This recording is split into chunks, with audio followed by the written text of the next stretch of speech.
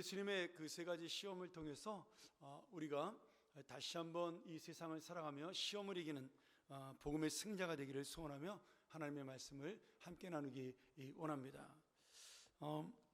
이제 오늘 지나고 내일 아침이 되고 모레가 되면 우리에게도 시험이 다가옵니다. 이제 우리가 보통 특세를 하게 되면 가장 나오기 싫은 날이 목요일과 금요일입니다. 이제 3일 동안 열심히 나왔기 때문에 좀 몸도 지치기도 하고, 특별히 직장인들 같은 경우는 이제 회사 생활을 하고 오면 너무 피곤하고 졸리기도 하기 때문에 한 목요일이나 금요일쯤 되면 이렇게 몸에 한계가 옵니다. 물론 저도 마찬가지죠. 매일같이 말씀을 준비하기 때문에 저도 목요일 금요일이 제일 피곤하기도 합니다. 아마 금요일이 저는 굉장히 힘든 날이 될 것 같습니다. 그런데 이것도 역시 우리의 육신을 통해서 주는 어떤 영적인 시험일 수가 있는 것이죠. 우리가 그렇게 시험에 대한 이야기를 여러 번 배웠습니다. 시험에는 두 가지가 있는데, 하나는 하나님께서 우리를 연단시키고 우리를 성장시키기 위한 테스트와 같은 시험이 있다. 또 하나의 시험은 하나님께서 마귀를 통하여 주는 유혹의 시험으로 우리가 넘어지고 낙심하여 그 시험을 이기지 못하고 하나님을 떠나게 만드는 그런 시험이 있다. 이렇게 두 가지의 시험으로 우리가 볼 수가 있습니다. 그런데 이 두 가지의 시험이 따로따로 오는 것이 아니라 어떤 경우에는 같이 오는 경우도 많이 있죠. 그래서 하나님이 허락하시고 이 사탄이 시험하는 경우가 바로 오늘과 같은 시험이고, 이제 욥기서에 나오는 이 시험들, 하나님께서는 욥의 믿음을 더 성장시키고 하나님이 어떤 분인지를 보여주기 위해서 욥을 시험했지만, 테스트로 했지만, 사탄은 그것을 이용해서 욥에게 하나님의 신앙을 버리게 하는 그러한 방법으로 사용하려고 했던 시험이죠. 오늘 이 예수님이 당하신 세 가지 시험도 마찬가지입니다. 오늘 이 세 가지 시험을 주님께서 만나는 이유가 있어요. 예수님은 이 시험을 통해서 오늘 우리가 당할 이 세상의 시험을 미리 나도 당한다는 모습을 통해 내가 너희로 하여금 이 시험을 당할 때 내가 이겼던 방법으로, 그리고 내가 당했던 이 어려움을 너희도 겪게 함으로 내가 너희를 이해하고 너희의 시험을 이기는 방법을 가르쳐 주겠다. 그런 의미가 이 속에 담겨져 있는 것이죠.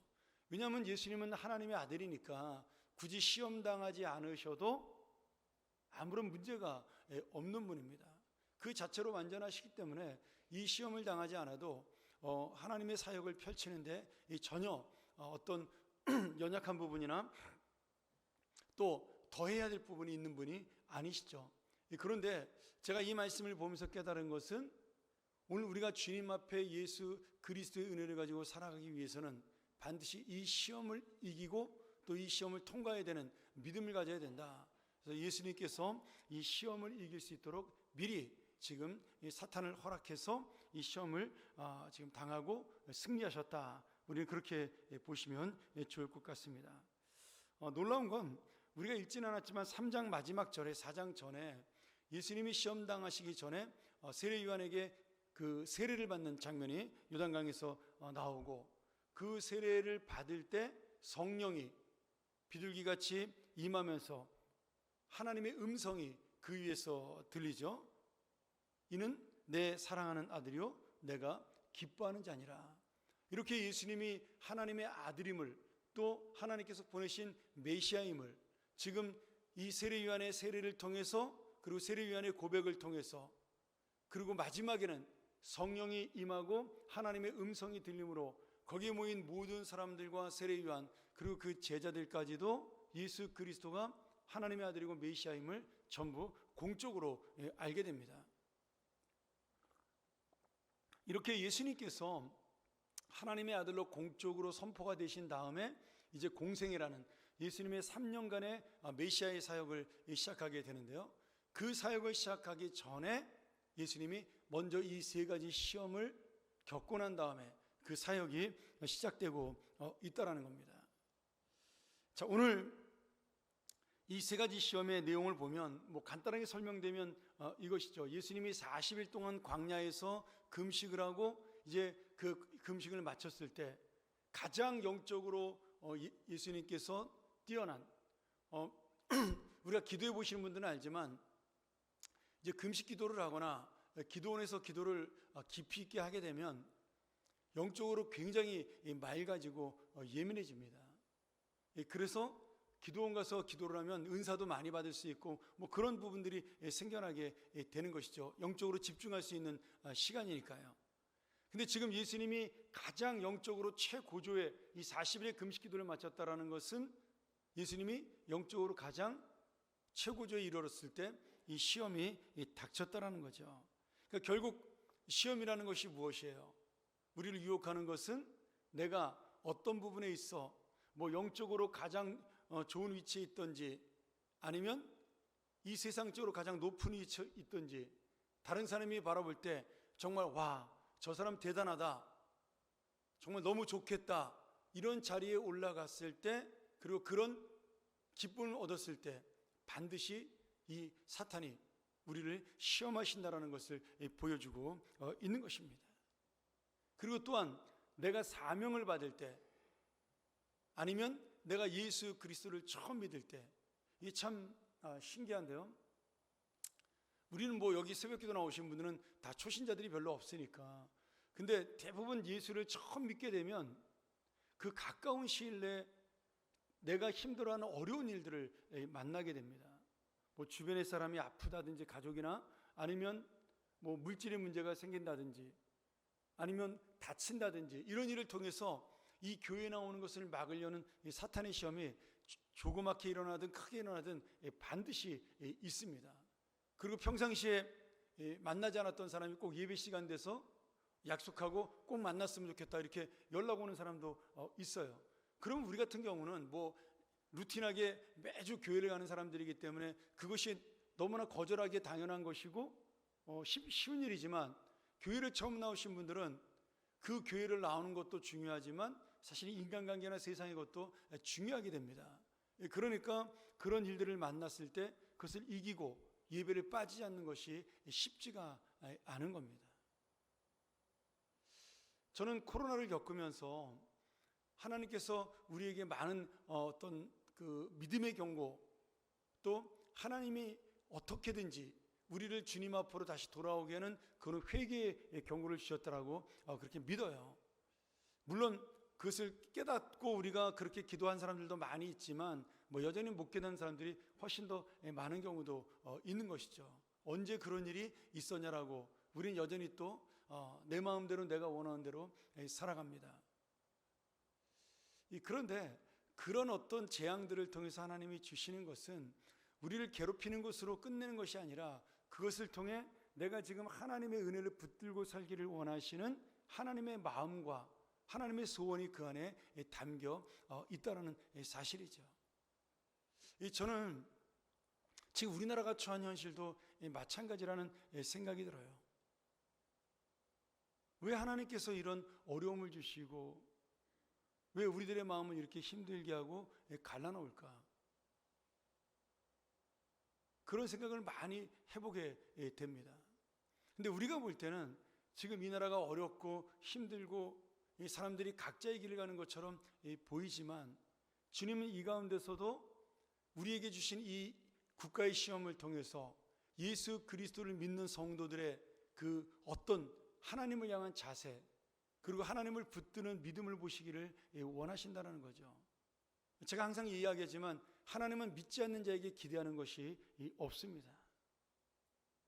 하나님은 자신의 힘과 능력으로 살아가는 자에게 절대로 무엇인가를 기대하지 않으셔요. 그냥 내버려 두십니다. 그렇게 살아가도록. 어떠면 그렇게 망하도록 그냥 버려두셔요. 아니 그렇게 해서 이 세상에서 잘되는 것처럼 보이는데 그게 바로 지옥불에 들어가기 전에 마지막 불꽃을 태우는 것입니다. 하나님의 관심은 누구에게 있어요? 하나님의 관심은 선택한 자에게 있는 것입니다. 그렇기 때문에 오늘 우리가 지금 이 어려운 시대에 있어서 하나님 앞에 어떻게 해야 될 것인가? 이 세상 사람들이 행하는 여러 가지 방법들이 있을 것이고 그들이 갖는 마음이 있지만 오늘 우리는 어떤 마음을 가지고 어떤 믿음을 가지고 이 나라와 이 민족을 바라보고 또 우리의 사명을 바라봐야 되는가? 저는 그것을 깨닫게 하기 위해서 하나님 주시는 은혜라고 믿습니다. 중요한 것은 감정과 그리고 내 경험과 어떤 내가 좋아하는 문제로 나가는데 우리가 이 문제를 해결하지 못하는 겁니다. 여러분, 절대로 내가 원하는 것, 내 감정대로, 내 경험대로, 내 지혜대로 움직이면 하나님의 주신 이 문제는 해결되지 않아요. 정말 단순하고 본질적으로, 어떻게 보면 좀 무지하고 좀 원초적으로 우리가 하나님의 은혜에 매달리고 그것을 깨닫게 달라고 기도하는 것이 훨씬 더 중요하다라고 믿습니다.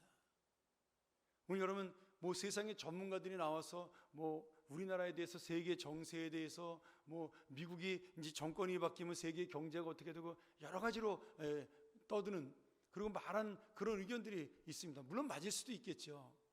근데 사실 그렇게 전문가들이 얘기해서 저는 뭐 10명 중에 1명도 제대로 맞히는 사람을 별로 본 적이 없는 것 같아요. 결국 이 땅을 움직이시고 이 세상을 통치하시는 분은 하나님이시라는 거죠. 우리가 다니엘의 기도를 통해 알 수 있지만, 다니엘이 고레스의 신하, 그리고 다리오의 신하, 바벨론의 느부갓네살의 신하였지만 다니엘은 항상 그 마음속에 내 진정한 왕은 하나님이라는 사실을, 이 땅을 통치하는 분은 하나님이라는 사실을 인정하고 살았던 사람입니다. 저는 그 다니엘의 기도가 응답이 되어서, 물론 하나님의 70년의 약속이 응답이 되어서 이스라엘 백성이 포로에서 회복되어 예루살렘 땅으로 돌아왔다, 그렇게 크게는 볼 수 있지만 그 한 사람, 다니엘과 같은 사람의 기도, 그 포로로 잡혀온 자들이 예레미야의 그 말씀을 듣고 그 말씀의 약속을 믿고 기도했던 자들의 그 기도를 응답하신 또 다른 결과라고도 믿습니다. 오늘 여러분, 예수님이 이 세 가지 시험을 당하면서 우리에게 주는 교훈이 무엇입니까? 하나님이 나에게 줬던 사명, 하나님이 나에게 주신 그 본질적인 그 뜻을 놓치지 말라는 거예요. 지금 사탄이 세 가지의 시험을 하죠. 하나는 돌을 떡으로, 40일 동안 굶었던 예수님에게 돌을 떡으로 만들어 너의 배를 채우라고 그렇게 말씀합니다. 충분히 그럴 만한 기적을 베풀 수 있는 분이니까. 그리고 성경 꼭대기에 예수님을 데리고 가서 이곳에서 네가 떨어질 때 천사가 너를 받들면 사람들이 그 모습을 보고 너를 하나님의 아들로 인정할 것이다. 또한 마지막 시험으로 천하만국을 산 위에 올라가서 보여주면서 나에게 경배하라, 그러면 내가 너에게 이 모든 권세와 영광을 줄 것이다, 이렇게 시험을 해요. 그것도 그냥 시험하는 것이 아니라 하나님의 말씀을 이용해서 이 마귀가 시험을 합니다. 그런데 이 말씀을 가만히 읽어보면요, 사탄은 이미 하나님께서 내게 주신 것, 우리에게 주신 것을 가지고 마치 자신이 주는 것처럼 그렇게 지금 우리를 호도하고 우리로 하여금 착각하게 만들어요. 여러분, 이미 예수님은 이 돌을 떡으로 만드는 기적을 갖고 계신 분이에요. 오병이어의 기적을 일으키시는 분이잖아요. 그러니 지금 사탄이 말한다고 해서 그 기적이 일어나는 것이 아니라 예수님은 이미 하나님의 말씀으로 우리를 먹이시고 하나님의 말씀으로 우리를 살리시는 생명의, 예수님 자신이 이미 생명의 떡이에요. 지금 돌을 떡으로 만들 필요가 없는 거죠. 왜? 예수님 자신이 생명의 떡이니까요. 근데 사탄은 마치 예수님이 기적을 일으킬 수 있는 높은 사람이다, 네가 메시아잖아, 그러니 기적을 일으켜봐, 이렇게 마치 새로운 신비한 것을 주는 양, 좋은 것을 주는 양 예수님을 유혹을 하는 겁니다. 근데 그렇지 않습니다. 예수님이 이미 요한복음 6장에 말씀하신 것처럼 내가 바로 생명의 떡이라는 사실이죠. 또 그가 성전 꼭대기에서 뛰어내릴 때 천사가 너를 받들 것이다. 여러분, 그런 거 안 해도 이미 예수님은 하나님의 아들입니다. 누가 알아주고 못 알아주고 그런 차원의 문제가 아니라 이미 하나님이 공포하신 이는 내 사랑하는 아들이요 내 기뻐하는 자니라고 인정받으시고, 그리고 예수님 자체가 본질적으로 하나님이신 분이에요. 성전 꼭대기에서 뛰어내리지 않아도 하나님의 아들인 것이 변하는 것이 없는 것입니다. 또 마지막 시험도 마찬가지죠. 천하만국을 보여주면서 내가 너에게 나를 경배하면 이걸 주겠다? 여러분, 예수 그리스도가 이미 만왕의 왕이세요. 온 우주의 통치자신 겁니다. 하나님과 함께 하늘과 땅을 창조하시고 이 땅을 다스리는 분이에요. 근데 사탄은 인간으로 오신 그 예수를 마치 자기가 그 권세를 주고 왕권을 주는 것처럼 그렇게 호도하며 예수님을 유혹하고 있는 것이죠. 여러분, 이것이 다른 유혹이 아니라 바로 우리에게 주는 시험이고 우리에게 주는 유혹이에요.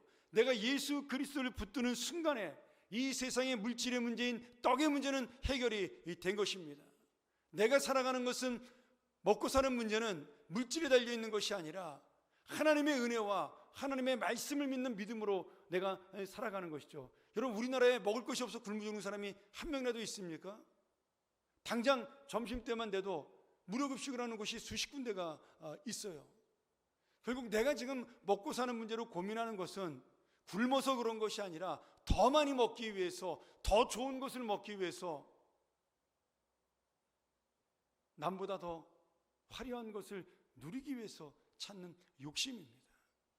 이미 하나님은 우리에게 생명의 양식을 주셨어요.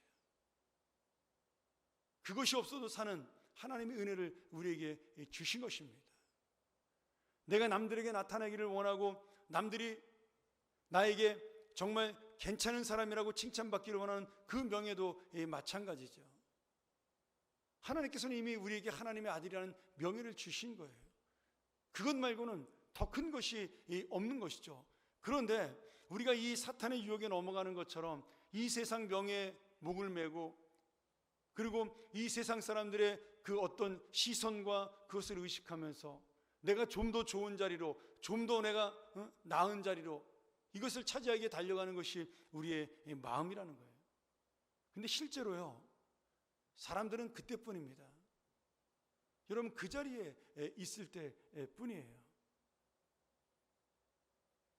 내가 그 자리에 물러나는 순간 사람들의 시선도 사라집니다. 사람들의 나를 바라보는 모습도 저절로 없어져요. 그게 세상이거든요. 근데 하나님께서는 그때도 우리를 바라보시고 그때도 우리를 하나님의 아들로 인정하시며 우리를 붙들어 주시는 거예요. 마지막 시험도 마찬가지입니다. 내가 이 세상에 권력을 얻고 힘을 얻고 천하만국을 얻고 싶은 욕심이 있겠지요. 예전에 한번 그 대통령 선거인가 국회의원 선거할 때 누가 그러더라고요. 이 권력이라는 것은 병이다, 병. 사람들이 헤어나올 수 없는 병이라고 이야기를 하더라고요. 그게 중독이래요. 안 되는 거 알면서도 될 것처럼 나간다는 거예요. 예전에 한번 누가 물어보신 적이 있어요, 저한테. 목사님, 우리나라 대통령 선거하면 보통 한 15분 정도 이렇게 후보로 나오잖아요. 이렇게 쫙 벽보가 붙어 있는데 그 중에는 1, 2등을 제외하고 나머지 분들은 되지 않는 것을 뻔히 알면서도 나오는 겁니다. 근데 본인들에게 물어보면 다 될 것처럼 이야기를 해요. 주변 사람들이 당신이 나가면 될 것 같다라고 그 이야기를 믿는 거예요. 왜냐하면 내가 되고 싶은 욕심에 거기다가 불쏘시개로 그를 자꾸 불을 붙이기 때문에 그런 마음이 드는 것이죠. 객관적으로 보고 우리가 볼 때는 당연히 안 되는 부분인데 그런데도 끝까지 나오는 사람들이 있거든요. 그걸 뭐라 하냐면 그 권력이라는 병에 중독이 된 것입니다. 근데 여러분, 우리가 거기에 넘어갈 필요가 없죠. 왜 그렇습니까? 우리는 이미 하나님의 아들이라는 이 세상의 영원한 그 하나님의 은혜를 받고 하늘나라에 가면 저 천국이 나의 소유가 되는, 이미 모든 세상 만국을 다 내 것으로 가진 하나님의 왕자요 공주요 하나님의 자녀입니다. 비록 이 땅에 사는 동안은 내가 그것을 다 누리지 못하지만 이미 우리의 마음속에는 그 천국과 그 놀라운 영광이 내 안에 있는 거예요. 그러니 내가 지금 당하는 시험, 지금 예수 그리스도가 당했던 그 모든 시험, 물질과 명예와 권력과 그 힘에 대한 모든 시험이 사실은 이미 우리가 갖고 있는 것을 없는 것처럼 말하는 이 사탄의 유혹에 넘어간 것이고, 그리고 하나님만이 줄 수 있는 것을 사탄이 주는 것처럼 우리를 착각하게 만드는 겁니다. 사랑하는 여러분, 예수님은 이미 이것을 알고 계신 거예요. 사탄이 예수님이 만만하지 않으니까 구약에 있는 말씀을 가지고 예수님을 시험을 해요. 야, 성경에 이렇게 돼 있으니까 네가 뛰어내려도 돼. 이 성경에 이렇게 돼 있으니까 네가 나에게 경배해도 돼. 네가 주인이라고 지금 말씀하고 있는 거야. 그러면서 하나님의 말씀으로 마치 그것이 옳은 것처럼, 정말 좋은 것처럼 교묘하게 우리를 속이고 우리를 넘어뜨리려고 합니다. 여러분 보세요. 비진리를 외치는 수많은 사람들도 다 하나님의 이름을 부르고 외치고 하나님의 말씀으로 읽고 설교를 하고 전하고 그렇습니다. 어쩌면 가끔 가다가 나 역시 그런 사람이 아닌가라고 저를 돌아볼 때가 있을 정도로 사탄은요, 얼마나 교묘하게 하나님의 말씀을 이용하는지 모릅니다. 그런데 우리가 딱 하나만 생각하시면 돼요. 그것이 무엇이냐면 예수님이 이 땅에 오신 목적이 무엇이냐 하는 거예요. 예수님은 물질과 명예와 권세를 누리기 위해서 이 땅에 오신 것이 아니라 죽기 위해서 오셨다는 거예요. 자신의 야망을 이루기 위해서 이 땅에 오신 것이 아니라 하나님의 목적과 하나님의 뜻을 이루기 위해서 이 땅에 오셨다는 거죠. 그래서 예수님은 우리에게 기도를 가르쳐 줄 때에도 마태복음 6장 10절에 하늘에서 뜻이 이루어진 것 같이 땅에서도 이루어진다라는 것을 말씀하시면서 당신이 이 땅에서 그 뜻을 이루게 오셨다라는 것을 선포하고 있는 겁니다. 그리고 그 사명, 하나님께서 주신 그 사명의 뜻을 이룬 그 마지막 사명의 끝자락을 우리에게 남겨주고 가신 거죠. 우리는 그것을 구원이 성취가 되었지만 이제 우리를 통해서 완성시키고자 하는 예수 그리스도의 사명이다, 이렇게 이야기합니다. 이걸 뭐 이제 신학적으로 우리가 이미와 아직 사이의 긴장이라고 그렇게 이야기하기도 하죠. 이미 구원은 이루어졌고 하나님의 나라는 이루어졌지만 이제 완성되기 위해서 예수 그리스도가 재림하는 날까지 우리가 그 나라를 만들어 가는 것입니다. 그래서 이 예수 그리스도가 주신 하나님의 목적과 그 뜻, 그분은 그것을 이루기 위해서 모든 것을, 사탄이 말한 모든 것을 누리고 할 수 있는 능력이 있고 권세가 있는 분이지만 자신의 욕심을 이겨내고 희생의 자리에, 배고픈 자의 자리에, 이름 없는 자의 자리에, 힘 없는 자의 자리에 스스로 내려가셨어요. 여러분 성경을 보면 곳곳마다 예수님이 배고파하는 장면이 나옵니다. 예수님이 하나님의 아들인데 내가 시장하다, 배고프다, 이런 단어가 나와요. 또 예수님이 피곤해서 주무시는 장면도 나옵니다.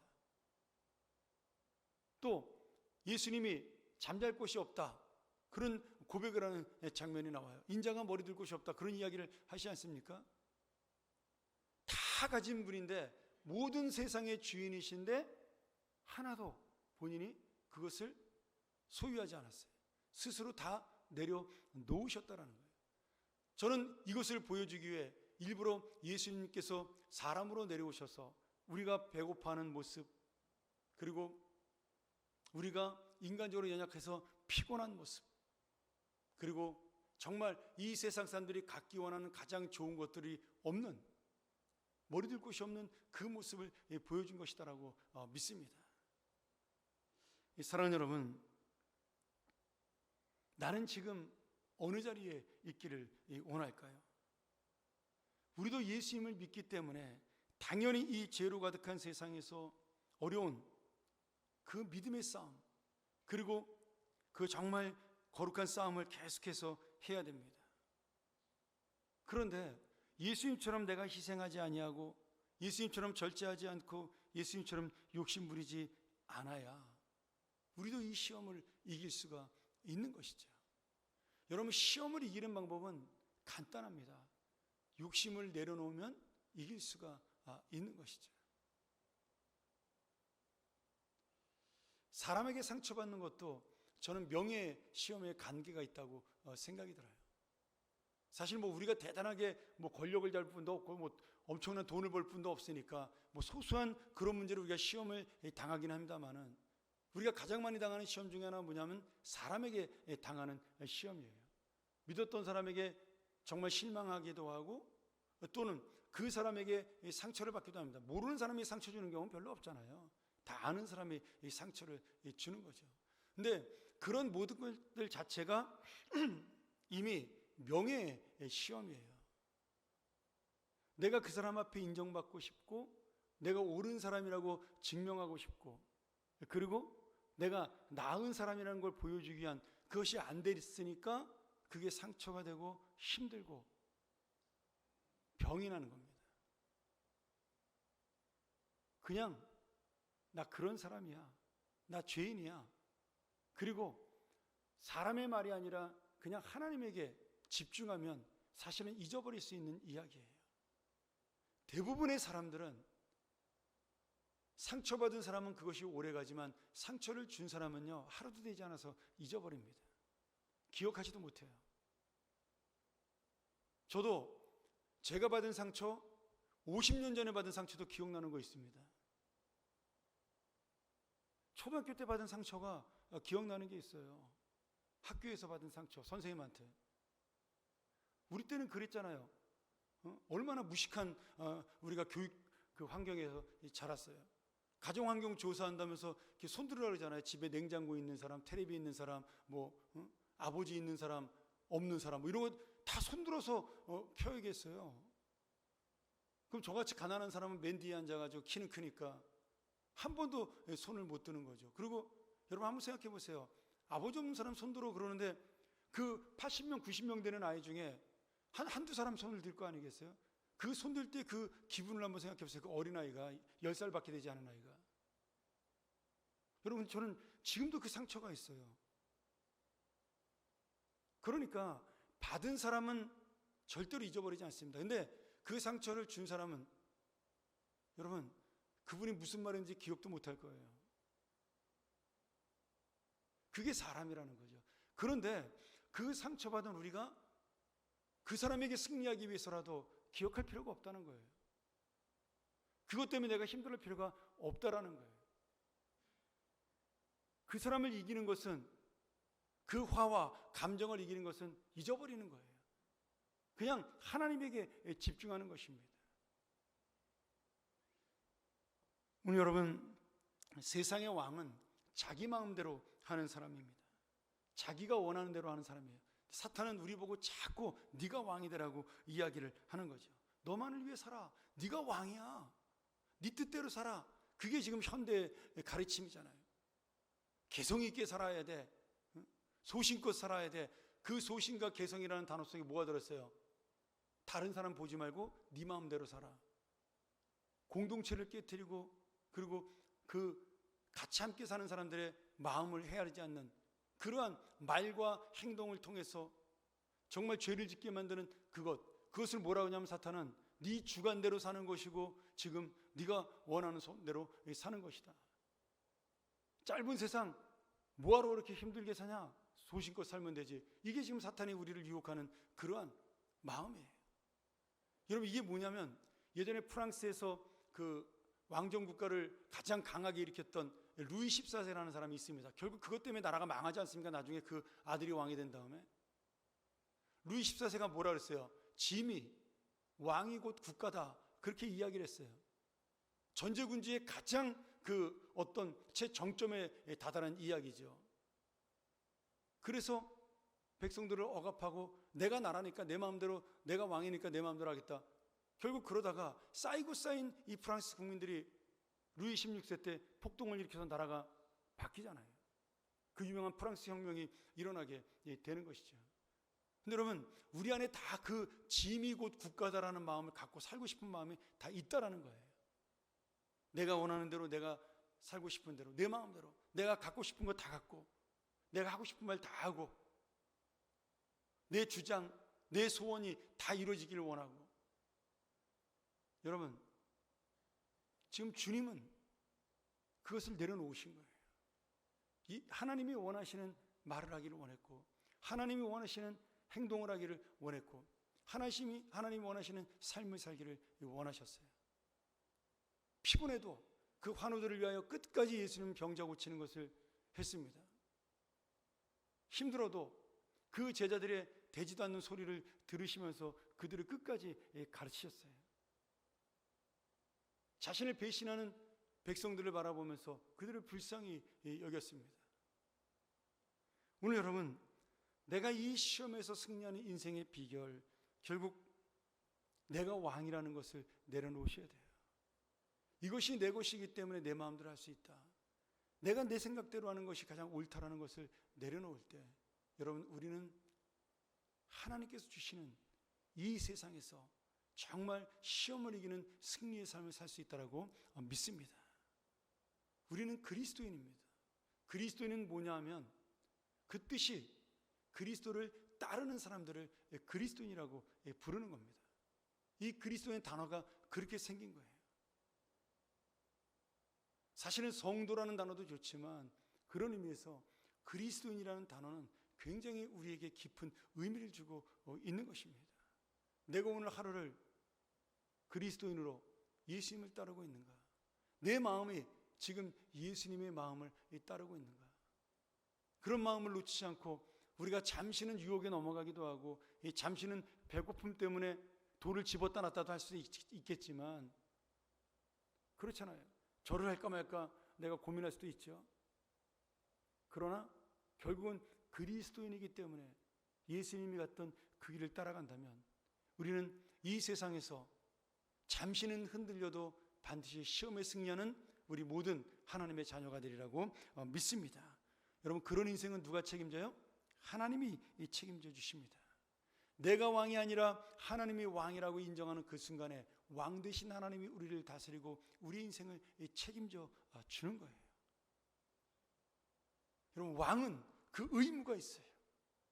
백성을 향해 죽을 의무가 있고 백성을 향해 돌볼 의무가 있고 책임이 있습니다.